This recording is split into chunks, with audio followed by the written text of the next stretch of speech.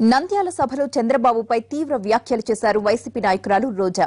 ఆయన అవినీతికి పాల్పడ్డారని ఆరోపించారు. దీనిపై తీవ్ర స్థాయిలో మండిపడ్డారు మంత్రి సోమిరెడ్డి.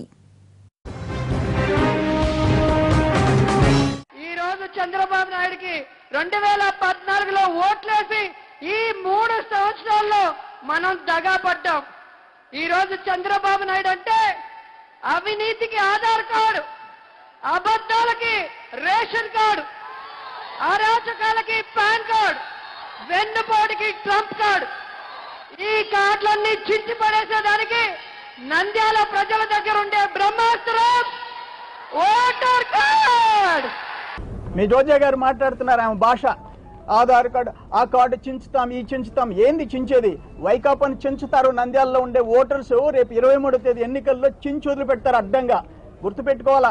మాట్లాడేటప్పుడు, ఒక బహిరంగ సభలో మాట్లాడేటప్పుడు ఎవరో సినిమా వాళ్ళు ఇచ్చిన డైలాగ్స్ తెచ్చేసి బహిరంగ సభల్లో ప్రజల ముందు మాట్లాడటం కాదు.